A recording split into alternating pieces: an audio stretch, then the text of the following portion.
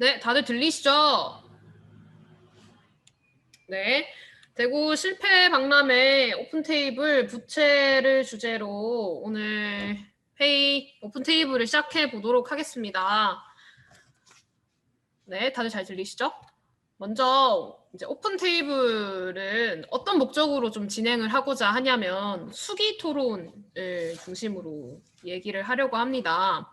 수기 민주주의라고 들어보셨을지 모르겠지만 수기 민주주의, 수기 토론은 토론을 통해서 어떤 찬성, 반대 뭐 이런 의견을 논리를 나누고자 하는 토론이 아니라 이제 의사결정 과정에서 우리가 참여하고 이 참가자들이 공통된 지점을 찾아가는 과정으로 이해하시면 되겠습니다. 그래서 실패에 관한 경험들을 나누실 때도 이 사람과 이 사람 여기 참가자들과 나와의 경험을 공유하면서 공통된 지점은 이런 거고 우리가 수기 토론 속에서 이 참가자 사이에 어떤 공통의 지점을 찾는다 그런 목적으로 테이블을 진행해 주시면 되겠습니다.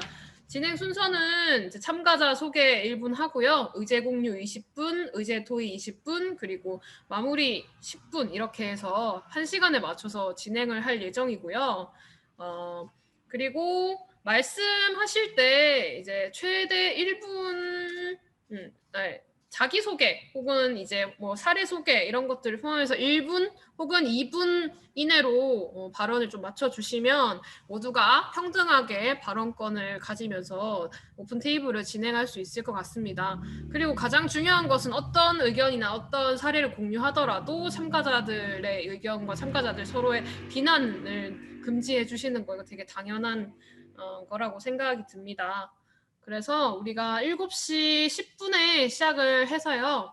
8시 10분까지 칼같이 마치도록 하겠습니다. 먼저 기본적인 건 좀 안내를 드렸고 오픈 테이블, 브릿지 테이블, 랜딩 테이블까지 이렇게 3가지의 테이블을 거치면서 우리의 이런 실패 경험들을 자선화시켜서 마지막 엔딩 테이블에서는 문제 상황을 인식하고 해결 방안을 제시하는 어떤 선언적 문장을 좀 만들려고 해요. 그래서 그런 것들을 잘 고민하면서 문제에 대해서 이야기해 주시면 더 좋겠습니다. 다음은 이제 참가자를 좀 소개를 해볼 건데요. 제가 한 명씩 호명을 하면 자기 하고 계신 일이나 자기 개인적인 자기소개를 길게는 1분 정도 해주시면 좋을 것 같습니다. 저는 이제, 오늘 모티베이터를 맡은 임아현이고요. 지금 대구 청년연대은행 디딤에서 활동하고 있습니다. 이렇게 뭐 간단히 소개해 주셔도 되고요. 어떤 이제 자기의 상황이나 뭐 부채 상황에 맞게 우리가 뭐 하고 계신 일들, 고민하고 있는 지점들 뭐 이런 것들 자기 소개에 담아주셔도 좀 좋겠습니다. 다들 이해하셨지요? 네. 그러면 나현님부터 소개 부탁드릴게요. 안녕하세요. 저는 권나현이고 하고 있는 일은 그 유선 인터넷 도매 업체에서 그 사무직을 맡고 있고요. 그리고 저는 디딤 빼고는 일단 활동하는 거 없고, 그리고 취미는 좋아하는 건 아니지만 그냥 거의 일주일에 2-3번 정도 헬스 다니고 있어요. 그리고 주말에는 놀러 가고요. 네, 감사합니다. 네. 네, 됐습니다.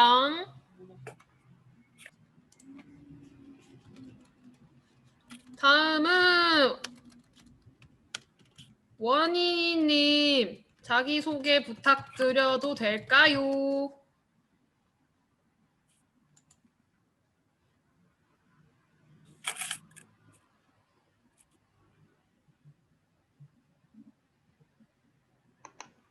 네. 이제 저 소개하면 되나요? 네. 제가 지금 소리가 많이 끊겨서 조금 반응이 느릴 수 있어서 저는 뭐라고 설명을 해야 되지?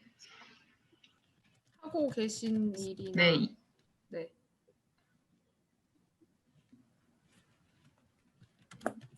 뭐라고? 안 들려. 하고 있는 일, 저는 알바를 하고 있고요.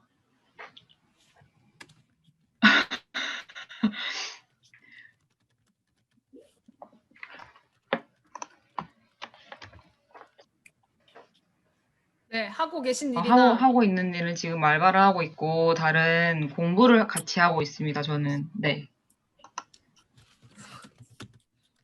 성함도 알려주세요.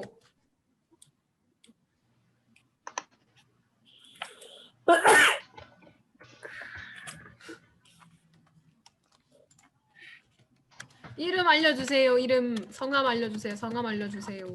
네네, 이혜원입니다. 네, 감사합니다. 음소거 켜주세요, 두 분. 네, 다음은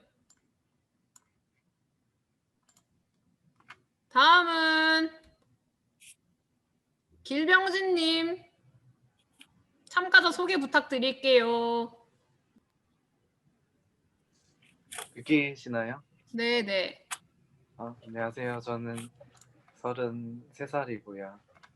자영업을 하고 있는 길병진이라고 합니다.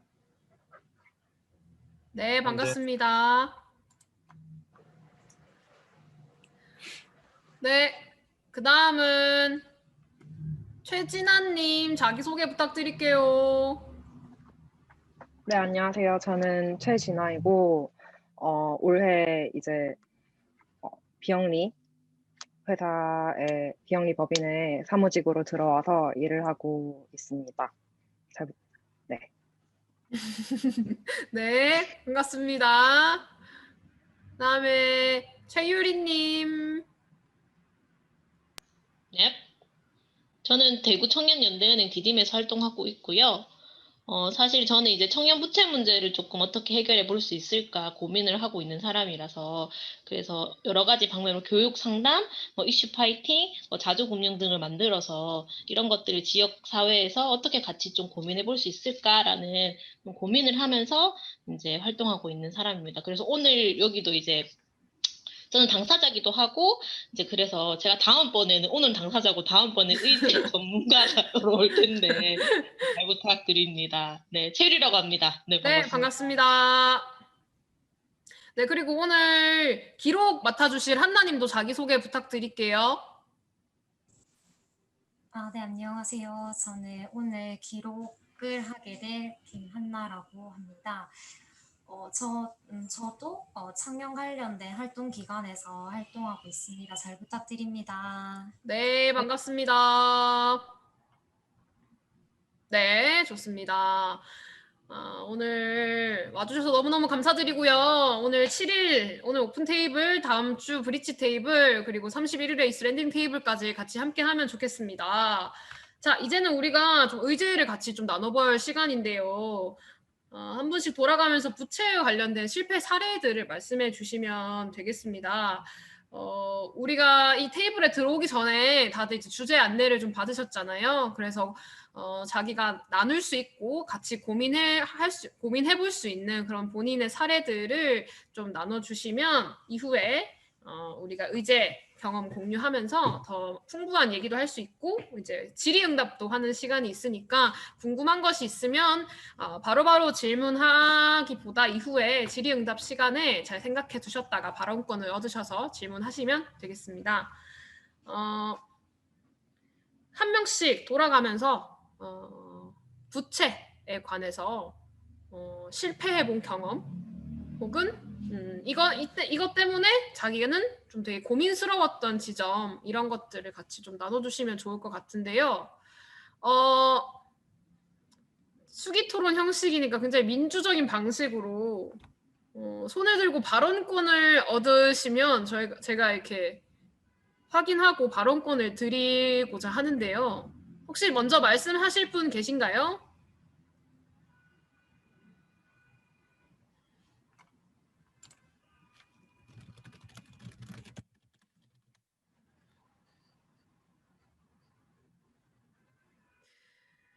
네, 진아님 손 드셨어요. 진아님 말씀 부탁드릴게요. 네, 안녕하세요. 저는 되게 자잘한 작은 실패의 경험을 누적해서 많이 가지고 있는데요. 어, 현대 사회에 살고 있는 많은 청년들이 저와 같은 경험이 있을 거라고 생각해요. 그래서 보편 경험이라고 감히 얘기를 하면서 이런 내용들을 나눠보고 싶어서 오늘 참가하게 되었어요. 제가 나누고 싶은 경험은 어, 작년까지만 해도 이제 대학 재학생이었으니까 대학 다닐 때 버스로 통학을 하고 내 용돈으로 내 교통요금이나 다른 식비나 뭐 교재 구입비 그런 것들을 해결을 하다 보니까 버스 후불 교통 대금을 체납한 경험이 굉장히 많이 있습니다. 예, 후불 교통 대금이 한 달에 많이 나와봤자 7, 8만 원밖에 안 나오잖아요. 그런데 그 한정된 용돈이나 내가 알바해서 버는 그런 돈들 안에서 운용을 하다 보면은 그거를 남기는 것조차 어려운 날들이 있더라고요. 그래서 월말에는 어 외식도 못하고 뭐 컵라면으로 끼니를 때운다던가 교통대금을 연체해서 버스 카드가 일시 정지된다던가 그런 경험들을 가지고 있었는데 그럴 때마다 되게 스스로 너무 부끄럽더라고요. 되게 사소한 부채들이 쌓이는 건데 그런 경험들이 나를 수치스럽게 했다고 느꼈어요. 저는 되게 남들한테 보여지는 거에 신경을 많이 썼던 것 같아요. 그래서 그 작은 돈인데 그거를 부모님한테 빌려달라고 얘기를 하는 게 너무너무너무 부끄러운 거예요. 내가 용돈도 이미 받고 있고 알바도 하는데 이거를 해결을 못해서 얘기를 한다는 게 그냥 그런 경험들이 쌓이면서 작은 부채를 더 이상 만들지 말아야지 음, 계속 생각을 하고 있는데 그냥 이거를 관리하는 게 참 쉽지 않은 일인 것 같아요. 음, 감사합니다. 후불 교통대금이 밀려서 버스 카드도 끊기고 적지 않은 돈이지만 사실 이거 문자도 계속 날라오잖아요. 내라고 며칠까지. 사실 저도 오늘 신한은행에서 5만 80원 내라고 했는데 제 통장에 5만 80원이 없어서 지금 살짝 연체될 것 같거든요. 그래서 저도 비슷한 고민을 계속 하고 있는 것 같아요. 돈 관리를 잘해야 되는데 그러면 작은 돈이라도 예, 그렇게 되니까 그게 또 실패라고 느껴지는 경우도 분명히 있는 것 같아요. 네, 또 같이 얘기 나눠주실 분 되게 진짜 사소할 수 있지만 큰 사례를 나눠주셨고 또 같이 얘기 나눠주실 분 발언권을 얻어 가실 분 네, 최유리님. 빨리 숙임, 빨리 네, 가게. 네, 네. 네, 제가 빨리 얘기할게요. 네, 저는 이제 좀 큰 부채가 있었었어요. 사실은 저는 이제 대학교 때 학자금 대출했었었는데, 사실은 제가 2005학번이거든요. 근데 2005년도 때 되게 학자금 이자율이 되게 높았어요. 7, 8% 정도 됐었거든요. 한국장학에서 빌린 게. 그래서 이자를 계속 연체를 했던 거예요. 근데 한국장학에서도 전화가 오고, 근데 제가 그걸 이제 차단하기 시작하면서 이 빚이 있는지 없는지 모르는 상황에서 한 그게 10년 정도 되어 버린 거예요. 근데 그 10년 정도 됐더니 이제 채권 추심 기간에 그게 넘어가 버려가지고 제가 어쨌든 그거를 이제 모른 척 하고 있다가 어떤 이제 계기가 돼서 알게 되온 거예요. 10년이 있다가. 근데 저는 이제 아까 전에 진아님이 얘기하신 것처럼 수치스러운 것도 있었는데 뭔가 이걸 회피하고 싶은 게 너무 컸었던 것 같아요. 그래서 되게 이거를 바로 보면은 뭔가 이거 갚아야 돼. 해결이 안 날 것 같은데 내가 이걸 바로 본다고 해서 이걸 해결할 수 있을까라는 생각들이 되게 많았던 것 같아요. 그래서 좀 제가 한심한 인간인 것처럼 좀 그걸 어쨌든 그거 못 갚는 제가 한심한 인간처럼 느껴지는 것도 있었고, 진아님처럼. 그리고 이걸 회피하고 싶은 마음 두 가지 감정이 되게 있었던 것 같아서, 뭐 지금은 해결하긴 했지만, 그때 이런 것들이 저희 실패의 경험들이 아니었을까라는 생각을 하는데, 어쨌든 저는 그래서 제가 사실 이런 활동을 시작하게 된 것도 이런 계기로 인해서였거든요. 그래서 청년들이 이걸 좀 바로 보고 이걸 한심하거나 수치스럽게 느끼지 않았으면 좋겠다고 생각하는 부분들이 있어서 같이 그런 것들을 좀 모아서 얘기해 보면 좋을 것 같습니다. 네. 네, 감사합니다. 어떻게 해결하셨는지 듣고 싶은데 조금 이따 의제 토의 공유할 때 좀 질문을 드리고 싶고요. 자, 그 다음으로 좀 사례를 좀 나눠 주실 분 계신가요? 안 하신 분들, 길병진님 말씀해 주시면 네, 되겠습니다. 들리시나요? 네. 저는 잠깐 메모를 했어요. 그래서 와우. 좀 보고 할게요. 네. 어떤 저는 지금 어려움과 어떤 실패 경험이 있으셨는지. 저는 아까 소개했던 것처럼 자영업을 하고 있는데요. 자영업을 하면서 준비를 할 때 이제 신용대출로 해서 사업 자금을 좀 쓰게 되었거든요. 그래서 신용대출로 통해서 사업할 때 조금 뭐 월세나 그리고 보증금 그리고 뭐 물품들 이런 거 사기 위해서 대출을 했었는데, 그래서 지금 한 5년 정도 해서 약 한 원금이랑 이자 포함해서 25만 원 정도를 대출해서 지금 사업을 시작한 지 한 2년 정도 됐는데요. 근데 이걸 매번 이제 25만 원씩 내고 했는데, 그때 대출을 시작해서 이제 계획을 할 때는 그래도 일정한 수익에 대비해서 이제 요만큼은 이자 요걸 내면서 그리고 내 생활도 하면서 이런 계획이 있었는데, 이번 해로 들면서 2년 차거든요. 그래서 이번 해로 들면서 뭐 매출이 코로나로 인해서 계속 뒤쭉 박죽이고 이러다 보니까 계속 이것을 내고 있는 게 정말 빠듯하더라고요. 그래서 지금 2년이 된 지금은 어떻게든 냈지만 이제 앞으로 계속 매출이 더 감소할 것 같은데, 코로나로 인해서 식당이나 이런 데서 잘 식사하는 사람들이 그래도 많이 줄었거든요, 예전에 비하면. 그래서 이거를 좀 잘 일정하게 내가 잘 갚을 수 있을까 이런 고민이 되게 들거든요. 그래서 이번 달엔 어떻게 했는데, 좀 또 추석이고 이래서 연휴가 이번에 10월에는 되게 많이 쉬거든요. 그래서 11월에는 좀 실패하지 않을까 이런 그런 두려움이나 걱정들이 계속 고민을 계속 물고 있거든요.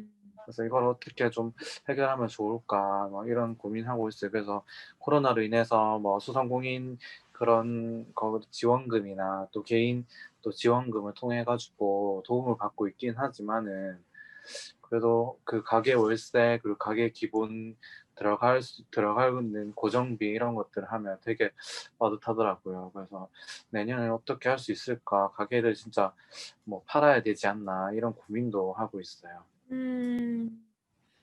네, 자영업으로 또 이 코로나19 시즌을 또 겪으면서 느끼는 어려움이나 힘듦 그런 것들이 분명히 있으실 건데, 그런 것들이 지금 당장 실패로 느껴지지는 않을 수 있지만 미래에 되게 다가올 실패로 느껴지시는 거잖아요.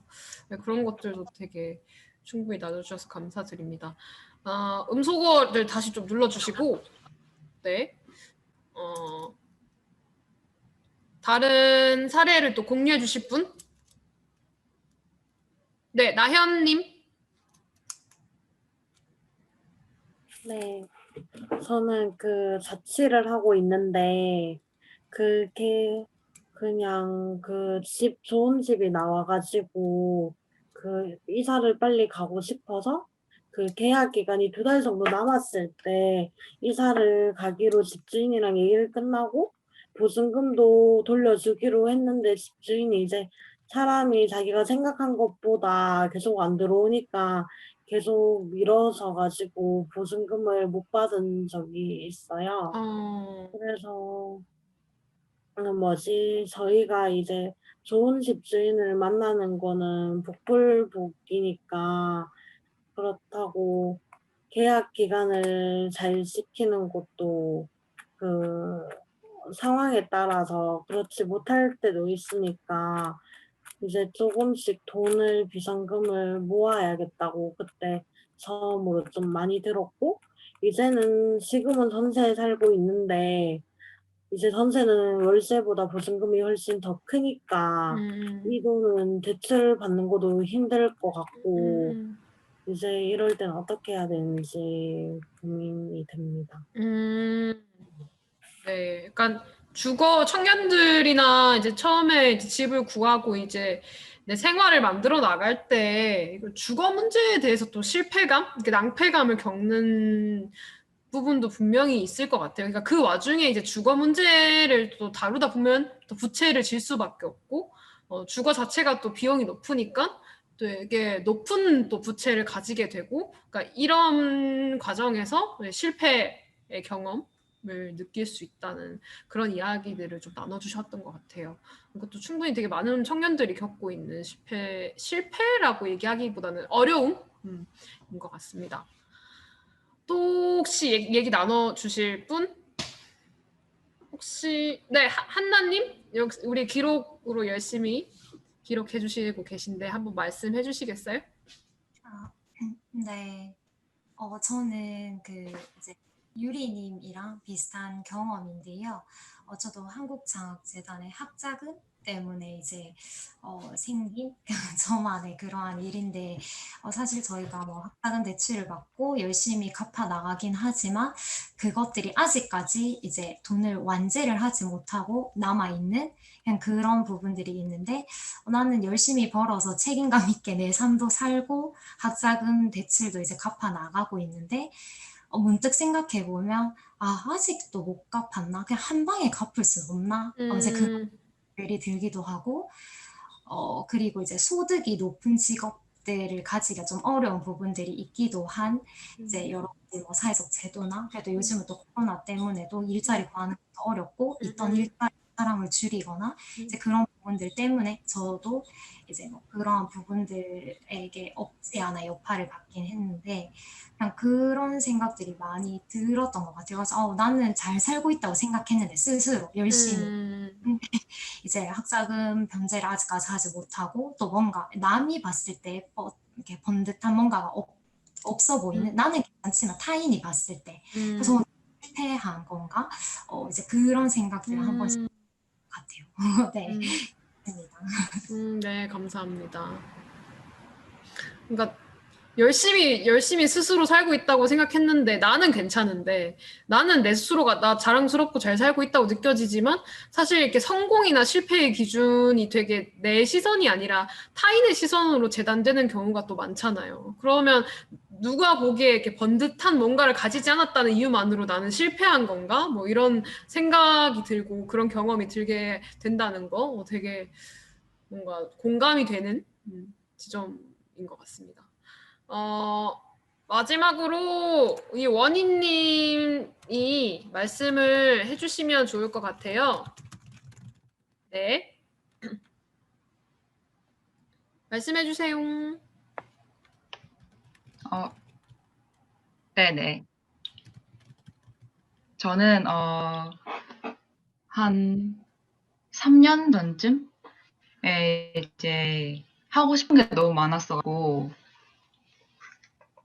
그거를 하기 위해서 제가 많이 썼었는데, 그거를 제가 용돈이랑 알바 수입을 합쳐도 감당할 수가 없었어요. 그래서 그거를 갚기 위해서 주변에 친한 친구들뿐만 아니라 좀 친하지 않은 친구들한테도 이제 빌려야 할 만큼 그렇게 해서 해결을 했었는데, 이제 그렇게 하다가 이렇게 별로 안 친한 친구 한 명이 이제 저한테 충고를 했었거든요. 이 분수에 맞게 살라고.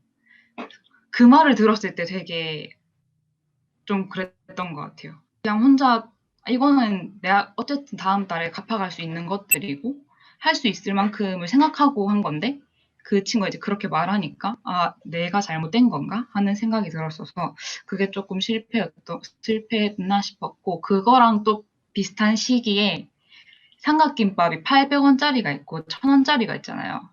근데 그 둘 사이에서 고민했을 때 그게 굉장히 내가 잘못 살고 있나 하고 느꼈던 때였던 것 같습니다. 네. 감사합니다. 네 분수에 맞게 살아라라고 얘기하는 것 정말 개인적으로 되게 충격적이고 수치스러운 경험일 수도 있겠다. 나와주셔서 되게 감사하고, 800원, 1000원 삼각김밥 고민하는 거 1000원짜리가 진짜 누가 봐도 훨씬 맛있고 양도 많고 그런데 뭔가 마음이 애리네요. 그런 어쨌든 나눠주신 여러 가지 이제 실패 경험들을 좀 들으시면서 좀 궁금했던 게 있으면 상호로 좀 질문해 주시면 좋을 것 같고요. 뭐 메시지나 채팅으로 이야기해 주시면 좋을 것 같은데, 저는 그 아까 잘 들리시죠? 저는 아까 최유리님께 그 부채 혹은 이후에 이제 신용과 이런 것들을 좀 회복을 어쨌든 하셨다 하셨는데 뭐 회복하시는 과정이나 좀 그런 것들을 좀 듣고 싶어서요. 어떻게 좀 해결을 하셨었나요? 엥?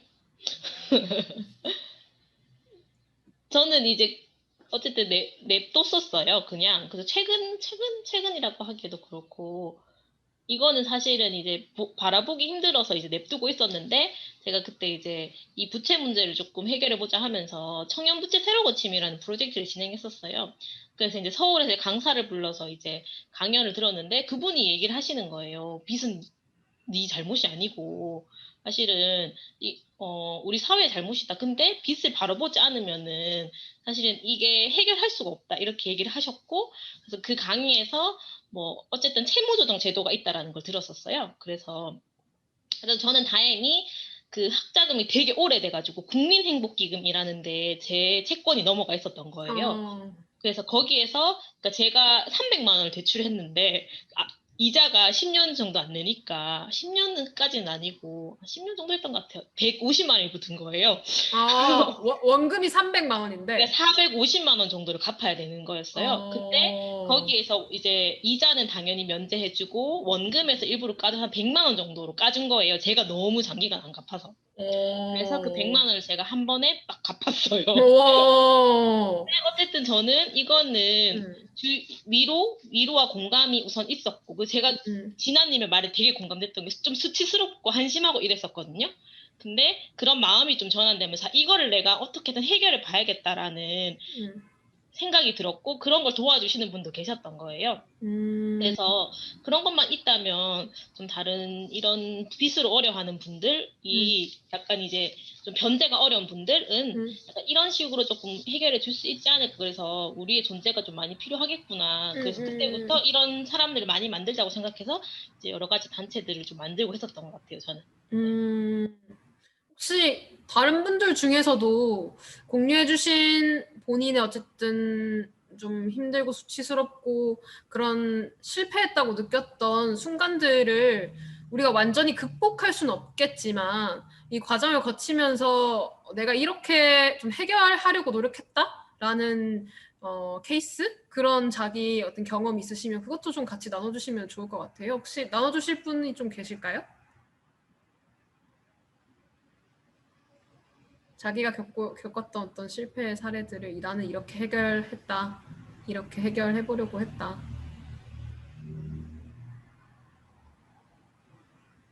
없으신가요? 나연님, 네, 말씀해주세요. 저는 그거 경찰에 신고한다고도 얘기했었고 그래도 안 먹혀가지고 그러니까 그 보증금 관련해서 하도 보증금을 안 돌려주니까 네. 경찰에 신고한다고 이제 집주인님께 이제 말씀드린 거죠, 그죠? 네, 그리고 얼굴 보고 얘기하자고 해도 시간 없어서 거기 집에 사는데도 바빠서 못 간다 그러고 그래서 제가 아예 비밀번호를 바꿨거든요. 밤에 몰래 가가지고 아직 어차피 계약 기간 남아서 안 준 거라고 하니까 월세는 또 그만큼 기간이 있으니까 그래가지고 그렇게 얘기하니까 바로 연락이 오시더라고요. 그리고 그 다음 날인가 뭐 자기가 돈을 빌려야 되는데 돈 빌릴 데가 없다면서 뭐 한 일주일 내로 그렇게 해서 받아낸 것 같아요. 돈을 받으셨어요? 네. 비밀번호를 바꾸니까 바로 해결이 되더라고요. 축하드립니다. 어쨌든 나름 또 해결을 또 하셨으니까. 네, 혹시 또 경험 뭐 이렇게 나눠주실 뭔가 실패의 사례들 어떻게 잘 극복해 나갔는지 말씀 좀 해주세요. 아니면 이렇게 좀 극복하고 싶다. 나한테 지금 뭐 이런 게 필요한 것 같다. 뭐 이런 고민하고 계신 거 있으시면 나눠주세요.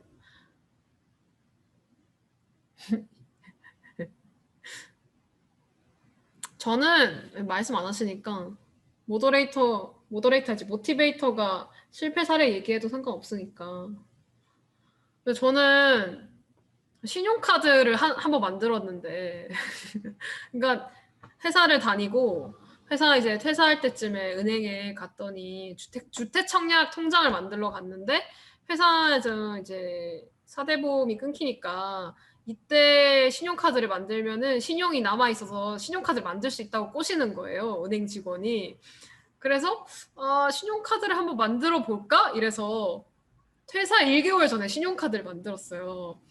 난 이제 수익이 없는데 무턱대고 은행에서 만들어준다고 하니까 이제 신용카드를 만든 거죠. 그래서 신용카드를 만들어 놓고 야금야금 이렇게 쓰다 보니까 이렇게 야금야금 늘더라고요. 이렇게 처음에는 한 5만 원만 써야지 했다가 이제 그게 한 50만 원이 되고, 그리고 이게 50만 원까지 딱 썼는데 구간이 있잖아요. 그러니까 구간에 넣으면 혜택이 늘어나잖아요. 그래서 50만 원인데 60만 원을 넣으면은 혜택이 늘어난대요. 그러면 내가 50만 원 썼는데 한 10만 원 더 써서 한번 혜택 한번 받아봐?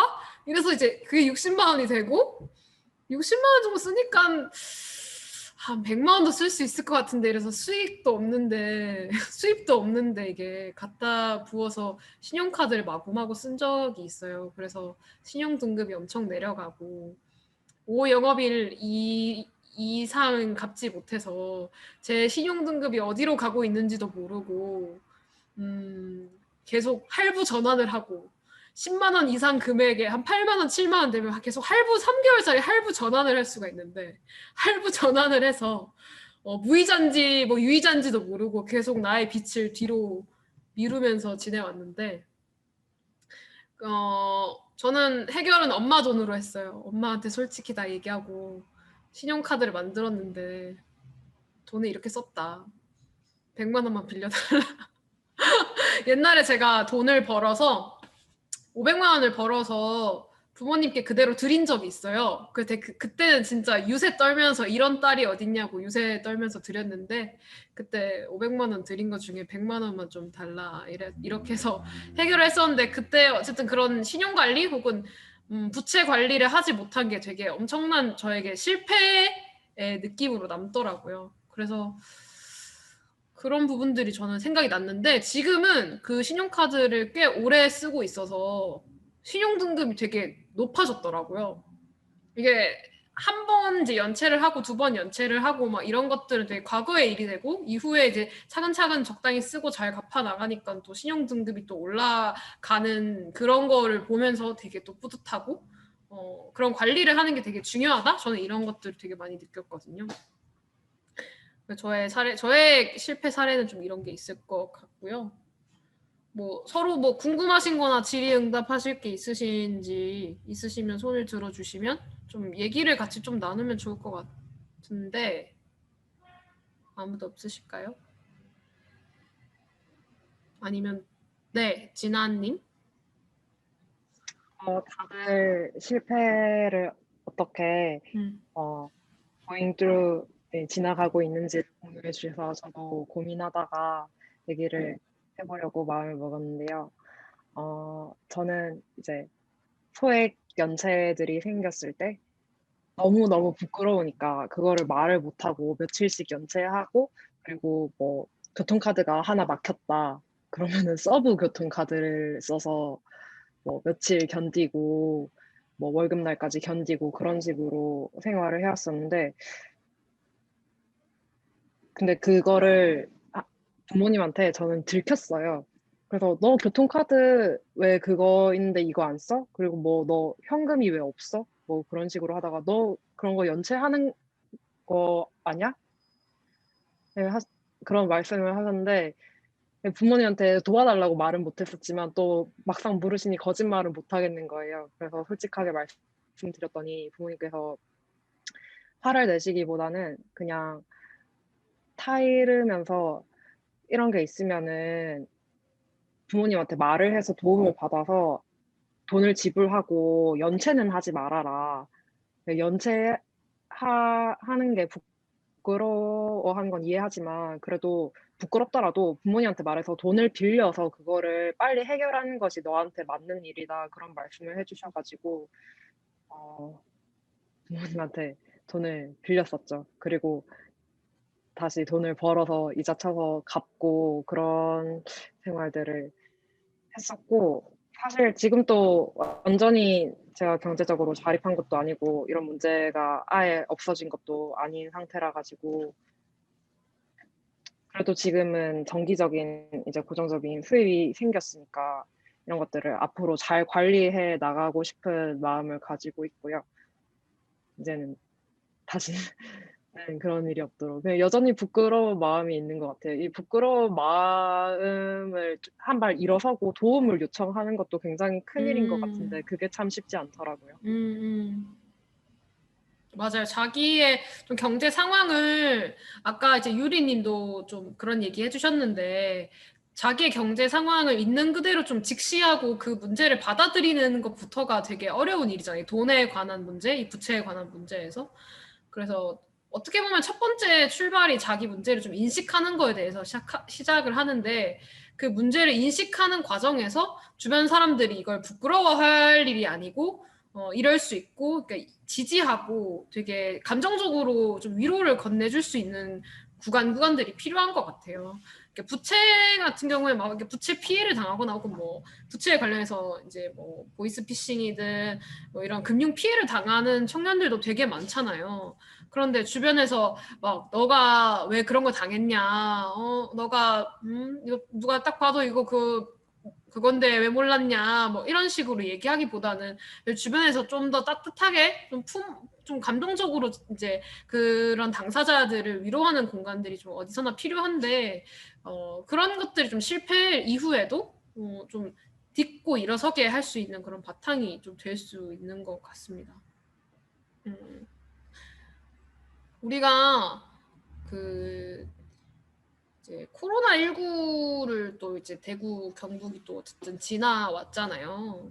그래서 뭐 긴급재난지원금이나 대구 혹은 정부에서 받는 이제 지원금들도 좀 각자 받아오셨는데 이게 코로나19 시즌에서 이 긴급재난지원금이 어떻게 뭐 좋게 이제 사용되는 것도 있었지만 뭔가 쓰시면서 좀 어려웠던 점 혹은 이런 것들이 좀 이걸 사용하면서 나는 좀 기억에 남았다 하시는 것들이 있을지 좀 궁금하거든요. 혹시 좀 생각할 시간을 드리고 네. 최유리님 먼저 얘기 좀 부탁드릴게요. 네. 저는 제 프리랜서거든요. 그래서 제가 이제 강연이랑 교육 이런 걸 많이 하는 사람인데 사실 코로나 때문에 다 끊겼어요. 한 5월, 6월 정도까지는 아예 거의 수입이 없었거든요. 근데 어쨌든 재난지원금이 나와가지고 어쨌든 간에 일정 부분들을 조금 해결할 수 있었던 것 같다는 생각이 저는 조금 드는 것 같고 근데 처음에 이제 대구에서 나왔을 때는 이제 뭐 고용보험이 뭐 되니 안 되니 뭐 이렇게 좀 선별적으로 지급을 했었잖아요. 그러니까 그런 있었는데 주위에 보니까 뭐 1인 가구들이 많이 못 받았더라고요. 그래서 그런 것들에 대한 그래서 2차인가에는 어쨌든 모두 보편적으로 지급이 됐어요. 그래서 근데 이걸 사실은 증명하기도 힘들고 사실은 뭐 자영업이나 이렇게 할 때도 힘든 부분이다 보니까 저는 그런 측면에서는 좀 이제 보편적으로 긴급 재난금을 조금 더 지급했었으면 더 어땠을까 처음부터 좀 그런 생각이 드는 것 같긴 하고 저는 좀 좋았던 것 같아요. 그래서 긴급지 전 진짜 힘들었었거든요. 그래서 저는 좀 좋았었던 그런 생각이 드는 것 같습니다. 네. 네. 감사합니다. 진아님 바로 말씀해 주시겠어요?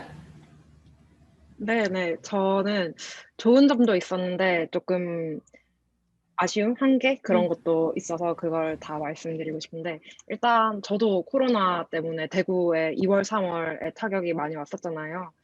그때 그 당시에 일하고 있던 일자리가 한 달 넘게 휴업을 해가지고 수입이 엄청나게 많이 줄었었거든요. 근데 지속적으로 나가는 지출은 계속 있었던 거고 나를 먹여 살려야 되니까.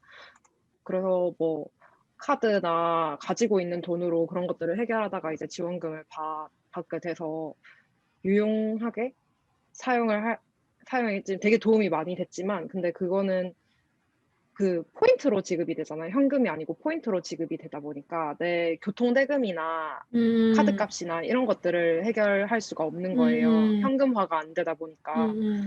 그래서 부모님한테 그 카드를 넘기고 현금으로 일부 깎아서 감액을 해서 현금으로 받아서 그런 것들을 해결했던 기억이 있습니다.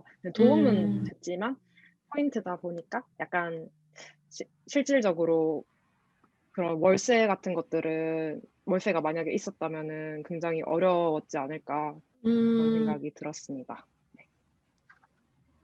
네.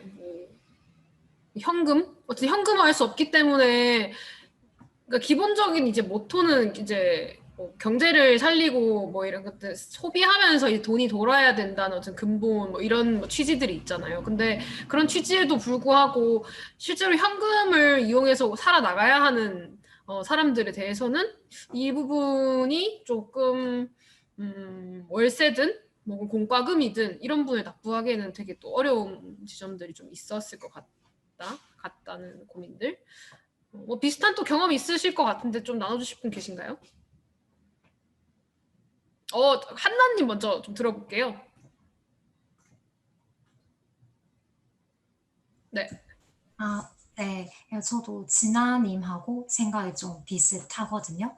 당연히 뭐 포인트로 받고 이제 그런 것들 너무 좋고 그냥 이제 유용하게 쓸 수 있지만 사실은 저희가 이제 실질적 현물이 아닌 현금으로 뭔가를 해야 하는 부분들이 되게 좀 주된 것들이 많잖아요. 아까 말씀하신 것처럼 월세나 그러니까 살아가야 되는데 그 연체되면은 이제 집도 없이 이제 밖으로 나가야 하는 현실적인 그냥 그런 부분들도 있을 수 있고 또 아까 이제 저도 이야기한 그 이제 막 학자금도 사실은 이제 매달이 내야 하는 부분들이 있는데 그런 것들이 연체되면은 이제 연체가 며칠 됐다 이런 거 뭐 문자 날라오고 그래서 그런 것들 그 뭐 카드값 말씀하신 것처럼 그런 카드값들도 계속 이제 뭐 이제 연체가 되면 연체가 됐다 이렇게 날라오는 부분들 그런 것들 때문에 이제 그런 문자를 봤을 때 뭐 수치스럽고 혹은 막 내가 열심히 살았는데 이렇게밖에 안 되니까 이런 생각들이 들 수 있는 그런 부분들이 좀 있었던 것 같아요. 긴급 재난 지원금,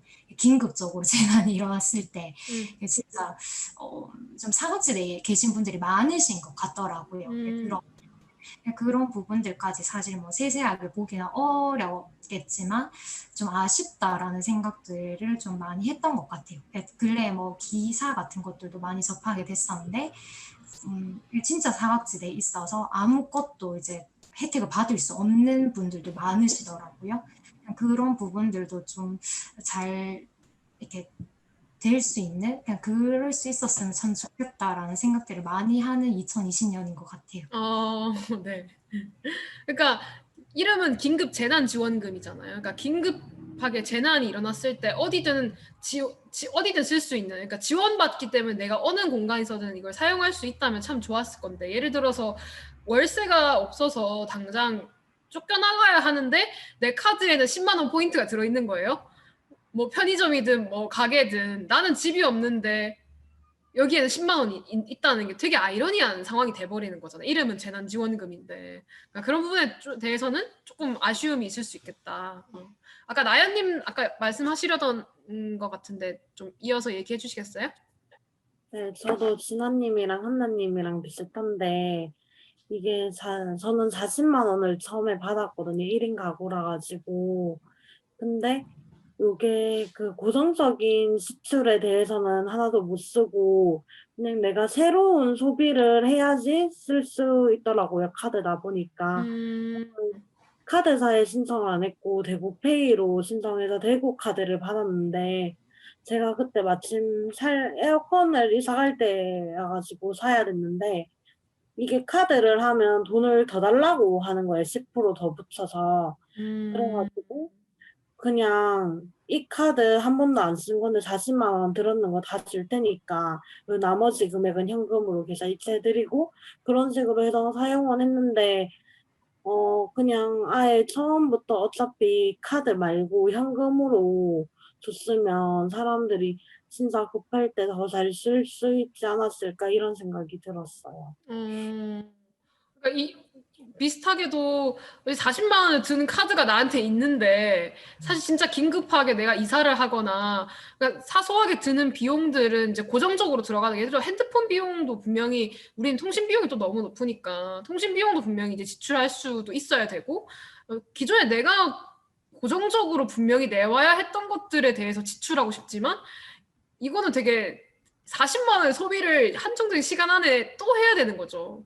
그러니까 그것도 되게 머리 아픈 일이잖아요. 나는 지금의 삶을 유지하는 것도 어쨌든 벅찬데 이걸 사용하기 위해서 새로운 소비를 하고 새로운 시도를 하고 뭐 갑자기 외식도 해야 되고 뭐 이런 여러 가지 경험들을 이제 재난지원금을 통해서 좀 고민할 수 있었던 것 같아요. 그런 것들을 뭐 실패 경험이라고 할 수는 없겠지만 이런 코로나19를 겪으면서 느꼈던 이 금전적인 부분에 대해서 우리가 둘러싼 상황에 대해서 좀 고민해 볼 수 있는 그런 이제 상황들이었지 않나 싶습니다.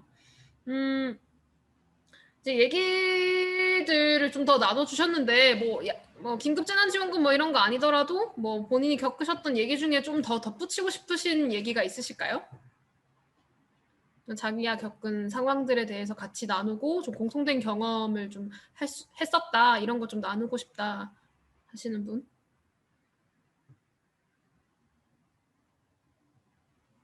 네, 나연님, 네, 더 말씀해 주셔도 좋겠습니다. 네, 저 아까 해결했다고 했을 때 보증금 문제, 그게 진짜 해결한 거는 그 디딤에서 도움을 받아서 사실 일단 1차적으로 해결을 했었거든요. 그게 보증금을 일단 500만 원을 냈어야 했는데 500만 원이 없어가지고 일단 디딤에서 급하게 대출을 한 뒤 200만 원 먼저 드려도 되겠냐 하고 한 달인가 2달 뒤에 집주인한테 돈을 받아서 나머지 300만 원 드리고 디딤에 돈을 갚았는데 그래서 디딤에 정말 많은 도움이 돼서 이 얘기가 꼭 하고 싶었어요. 아까 너무 급하게 말한다고 생각이 안 나서. 네, 알겠습니다. 이제 저도 DDM에서 이제 활동을 하고 있는데 최대 이제 200만 원까지 안에서 이제 신용을 좀 쌓으신 조합원들끼리 이제 돈을 모으고 이제 빌려드리고 하는 이제 활동을 주로 하고 있어요. 그러니까 200만 원이 어떻게 보면 큰 돈이지만 또 어떻게 보면 그렇게 또 큰 돈도 아닌데 그 정도 금액을 가지고 전전긍긍하면서 인생의 진짜 쓴맛과 온갖 실패와 그런 경험을 청년들이 딱 하고 지낸다는 거를 알게 되고는 좀 20대들이 당연히 실패하는 게 당연한 일은 아니잖아요. 너네가 젊고 나이가 적고 그렇기 때문에 실패를 자산화할 수 있고 실패를 딛고 일어서는 것만이 마치 유일한 길인 것처럼 얘기하지만 사실은 실패하지 않도록 미리 우리끼리 더 많은 것들을 고민할 수 있는 자리가 필요한 거잖아요. 물론 실패 박람회도 그런 이제 취지에서 만들어진 건 텐데 구석구석에서 그런 실패에 빠지기 전에 좀 안전장치들이 좀 많이 생겨서 나연님처럼 진짜 도움이 되는 사례들이 좀 많아졌으면 좋겠다 이런 생각이 들었습니다.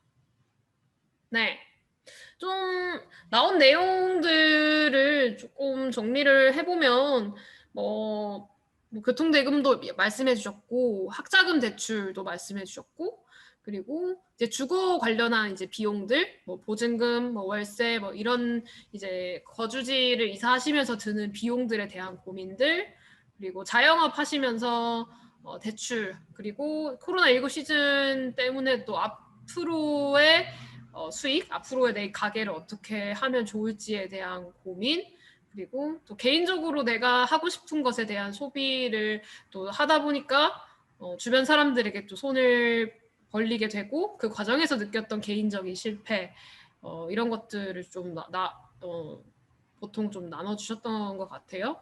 그리고 긴급재난지원금 관련해서 지원하는 거는 좋지만 진짜 필요하고 진짜 내가 지원을 받았다는 느낌이 들기에는 조금 부족하지 않았나. 기존에 내가 고정적으로 해왔던 삶을 지키기 위한 지원보다는 새로운 소비, 새로운 것들을 계속 해야만 이 재난지원금을 소비할 수 있다는 거에 대한 어쨌든 불편감과 스트레스들 뭐 그런 것들을 좀 나눠주셔서 이 이후에도 이런 이제 나눠주신 것들이 좀 어떻게 정책적으로 좀 이어질 수 있을까? 어떻게 하면 이런 문제 상황을 인식하고 우리가 해결 방안을 이야기할 수 있을까? 이런 것들을 앞으로의 브릿지 테이블 그리고 엔딩 테이블까지 논의를 조금씩 확장시켜 나갈 수 있을 것 같아요. 여기서 녹화된 내용 그리고 지금 기록하시고 있는 내용들은 부채와 관련된 의제 전문가님께 전달이 될 거고요. 그리고 다음 주 브릿지 테이블에는 의제 전문가님과 함께 우리가 나눴던 얘기들을 의제와 관련된 방식으로 좀 브레인스토밍 할 수 있는 문제 상황들을 오늘 이제 문제 상황들을 좀 브레인스토밍을 좀 했고 이제 이거를 이제 정리할 수 있는 그런 것들로 좀 해보도록 하겠습니다. 들리시나요? 들리세요? 네. 그래서 다음 일정은 10월 14일 다음 주 수요일 7시 브릿지 테이블 진행할 거고요. 그때도 이렇게 1시간 정도로 진행할 거니까요. 일정은 또 다시 공유를 드리도록 하겠습니다. 8시 10분까지 하려고 했는데 8시에 맞춰도 되겠죠? 충분히 좀 좋은 얘기들이 많이 나온 것 같아서 좀 잘 정리해서 다음 브릿지 테이블에 나눌 수 있도록 하겠습니다. 마무리로 저희가 마지막에 응원 날개 챌린지 단체 포즈를 하면서 마무리를 해야 해요. 우리가 이제 서로를 실패했음에도 불구하고 실패를 우리가 함에도 불구하고 우리 서로와 같이 이 이야기들을 나누는 의제 당사자와 참가자 여러분들 응원하는 마음에서 응원 날개 챌린지를 하면서 네, 다들 응원 날개 한번 날려봐 주세요. 팔짝팔짝. 아유 좋습니다. 팔짝팔짝. 네, 응원 날개 챌린지를 하면서 오늘 오픈 테이블을 이렇게 마치도록 하겠습니다. 다들 참석해 주셔서 너무너무 감사드리고요. 제가 참석하신 여러분들 사진과 여러 가지 또 홍보와 또 다음의 일정들을 또 개개인별로 공유해 드리도록 하겠습니다. 모두 응원 날개 날려주세요. 안녕.